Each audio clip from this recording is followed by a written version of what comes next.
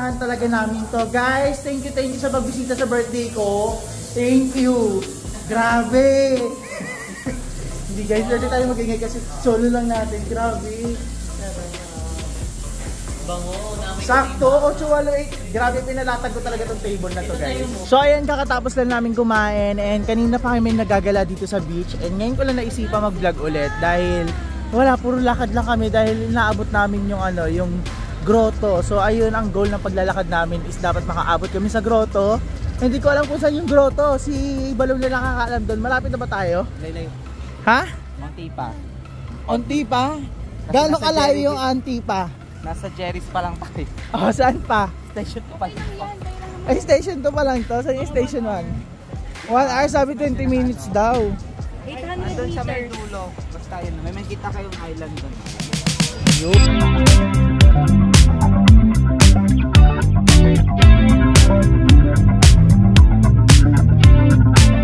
So yun guys, kakanta si teacher. Actually, meron kami mga bar na napuntahan. Tapos parang may nagalaan tayo, nakaraan. Na meron ding tayo, nagbinondo. May mga acoustic. Gusto niya sumingit doon. Kaso nga lang nahiya daw siya. Ngayon, nandito tayo sa Boracay. Wala naman nakakilala sa'yo. So, lungkot. Go what you want.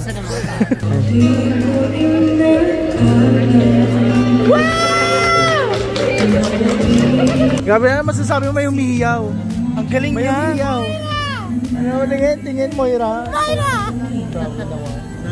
Ay taga-cheer. Pressure siya.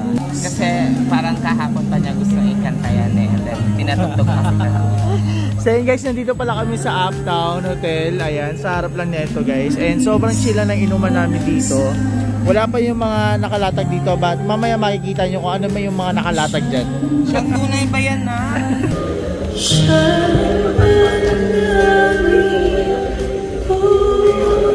Ay, grabe naman yun. Okay, 10-10 para sa teacher. Nagpalakpakan ang lahat ng tao. 10-10 na ako. Grabe binuhay mo. Grabe. Yung audience impact, grabe. More! One more! Grabe naman ang audience impact. Audience 10. Balik din siya. Gusto Ito na yung pagkakataon na kahanap yung jowa. Grabe si Teacher Iza. Siyang tunay na maraming audience. Binondo pa ito eh. Oo, kasi nakaraan gusto niya pa yan eh. Nahiya lang siya eh. Ayan, more! Benta ka sa mata. Grabe, 10/10 sa'yo teacher. Grabe yung Listen naman. Yung pagmamahal mo sa kanta, yung pagbibigay mo ng pagmamahal. May hugot kasi. Grabe, may hugot. May pinaghuhugutan. Kaya malungkot yung kanta. Damang-dama. At the same time, mararamdaman mo yung feelings niya. Andun yun eh. True. May gas lang. May gasol nga. Kanina pa. Kerosene. Ano naman yan? Hindi kasi may nagano dito, may fire dance. So ayun guys, nakatapos na ni teacher kumanta, ang dami nagpapalakpakan. Grabe. Anong feeling mo na kumanta sa harap? Iwan mo sa akin. Sobrang nahiya talaga. Ha? Nahiya talaga ako. Yun namin ang palakpakan. Grabe. Grabe. Ay, pinaghugutan eh. Ay, pagkasabi nga one more, diretso balik ka agad eh. Oo. Isa ka pa mamaya. Feeling mo. Hindi ko lang alam. Pag may ambulance na. Shot muna. Okay. So ayun, bago tayo magsimula meron tayong before and after. So eto guys, yung before and after natin. Akala ko make-up so, challenge. patingin na mukha. Smile. Hataw mo. Patingin. Ay, patingin. Makakailang ganito kaya? Gaga 11 na actually. Hindi, chill lang kami dito guys. Pero hindi natin malalaman kasi hindi naman kami nagiinom. So baka mabilis na kami malasing. So ayun guys, mag-umpisa na kami. And everyone deserve this guys. Kasi alam niyo yun, meron kami mga pinagdadaanan sa buhay. Ang Jasmine sobrang busy. So sobrang deserve namin to mag-celebrate sa mga small wins, sa mga small battles. So cheers tayo guys. Hey, cheers!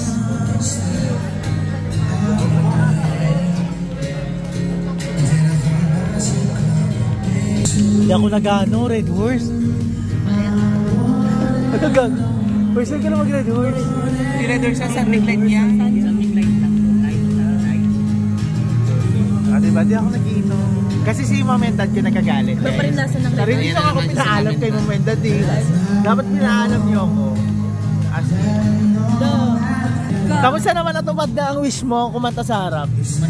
Ayun, I'm happy. Kasi gusto ko din yan. First time mo lang ito, first time. Hindi naman, meron na din dati, di ba? Sa Vietnam, Bukas, ibang ano naman. Ibang ano naman, bar. Dapat yung video okay para makapag-video okay tayo. Dapat nag-mic hopping ka. Kung saan nga ba'y maganda yung timbre ng mic. Imbis na mic hopping, mic hopping.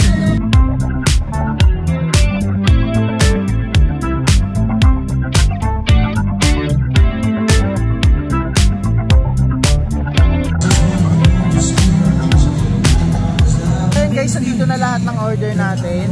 Order ng ng Sambayang Pilipino. So ito meron tayo dito ng calamares, chicken wings na ang cute naman, sobrang cute. I love na you. Chicken wings. Tapos ito, anong isda to? Lapu-lapu at syempre sisig. So ayan guys, tapos partner natin is San Miglay. Tama ba? San Miglay? So ayan guys, meron tayo dito ng partner tapos ayun yung mga food natin, di ba? Ito na lang kanin, pero hindi tayo magre-rice for today's video. Suka-suka yan. Kailo lang ako. Ito. Ganyan siya, ganyan. Ala? Alala? Ganyan na ganyan siya sa Vietnam. Iloilo. Ugali niya yan. Ang lakas niya magkaya, tapos yung pag di niya na trip, magpapahilo-hilo na siya. Totoo na. Ano yan? Dapat di ganun, mapanglamang sa kapwa yun. Ikaw. Walang chika. Wala sa uwi na, ganun. So yun guys, for the second shot,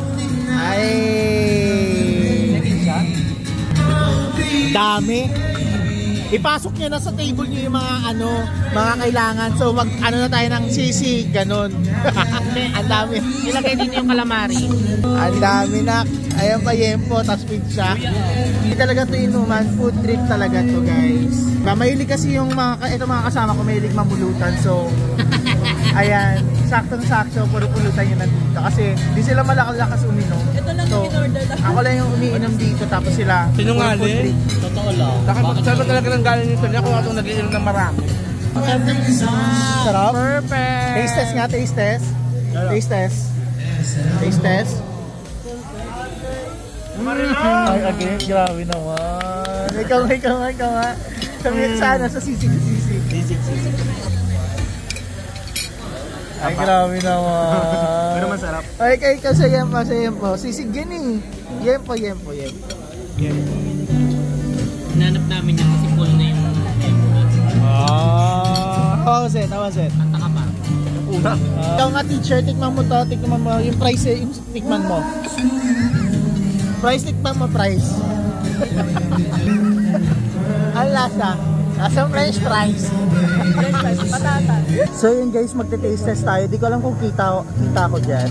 So yun guys, magte-taste test tayo. Meron tayo ditong sisig. Kumbaga food tasting para sa mga darating na events. Ayan, inaayos si Jessica. Thank you. So, ito may sisig tayo dito. Yempo, calamares, pizza.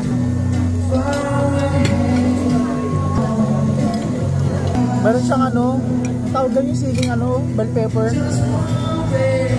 Sunod natin yung calamares. Hindi nila alam, nagpupulutan lang talaga ako. Calamares, walang kulik, natural lang. So yung naman, yempo. Okay yung yempo, masarap. Sarap yung yempo guys, ngayon pizza naman tayo. Okay lang siya guys. So yun lang naman yung food tasting natin. Magdatayo kasi tayo ng event, kaya may food tasting. So for the fourth time guys, fourth ko sa inyo, mga pangatlo nyo pa lang yan. Wow. Wag ako. For the ball. Kanina pa ako nainom. Ikaw lang, kanina mo pa ako inaano ha.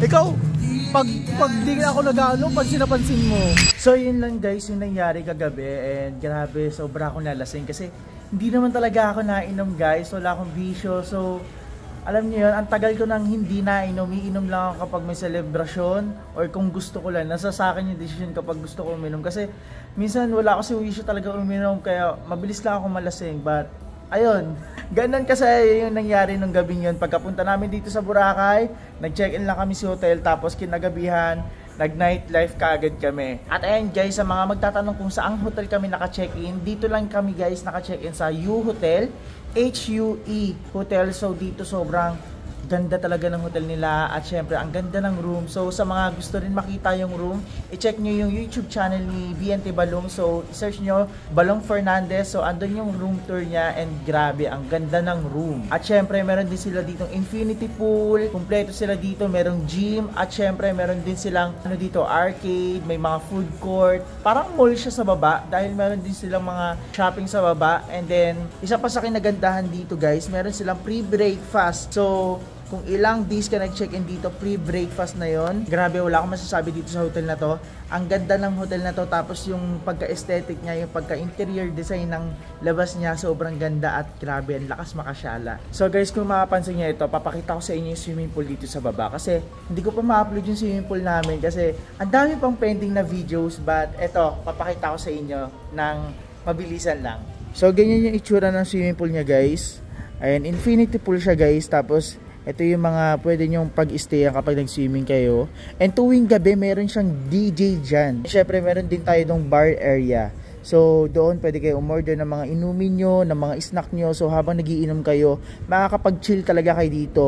So, meron na infinity pool, meron pang bar area.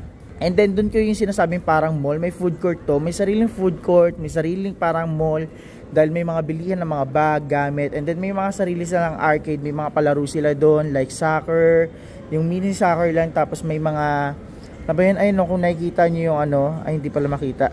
And then meron din sila dyan mga billiard, ganun. Sobrang ganda dito sa hotel na to guys. Dahil yung DJ na nabanggit ko guys, hindi lang siya basta DJ. Kumbaga nakikipagsabayan talaga sa generation ng Gen Z. And syempre yung simple music lang talaga, but alam mo yun, nakakapag-hype ng mga tao. Grabe, tuwing gabi yun guys, consistent yun, parang wala naman silang inaano kasi nag-stay kami dito, palaging merong DJ dito na grabe, sobrang ganda dito sa U Hotel guys. Kaya sa mga gustong mag-explore, sa mga gustong bumisita dito sa Boracay guys, i-check nyo na to sa Klook. So gamitin nyo lang yung Klook code ko na Jeco Explores Klook. So ayan guys, meron na nga akong Klook code and kaka-approve ko lang nakaraan. So thank you so much Klook family dahil sa pag-approve sa akin. Taray, Klook family na. So ayan guys, ito lang yung nangyari sa atin ngayon and very raw lang yung vlog na naginawa ko dahil sobrang daming yung aabangan dito sa Boracay vlog namin. And lalo na yung mga activities na ginawa namin. And alam ko for sure marami nag-aabang sa inyo. And guys, please watch Jessica Absalon and syempre BNT Balong Fernandez sa aming channel guys, para masaksihan nyo kung ano ba yung ganda ng Boracay at ano yung pwede nyo gawin dito sa Boracay. For reference lang guys, sa vlog ng Jessbean like Jessica Absalon, so nandun yung itinerary kung paano, kung magkano ang binabayaran namin sa hotel, sa trike, sa yung mga babayaran namin dito sa mga pinagagalaan namin dito. And yung kay Balon naman guys, andun naman yung room tour niya, yung lifestyle vlog niya. And ayun, parehas sila ni Jessica na lifestyle na vlog. And yung sa akin naman guys is more on ano lang tayo, reviews and kung ano pa yung mga kaganapan dito sa Boracay. So ayun guys, madami kayong sasaksihan kaya dapat nakaabang kayo. So thank you sa mga sumusuport guys. And patuloy na niniwala sa amin. Thank you so much guys. And dito ko na tatapusin tong video na to. Hanggang sa muli, paalam!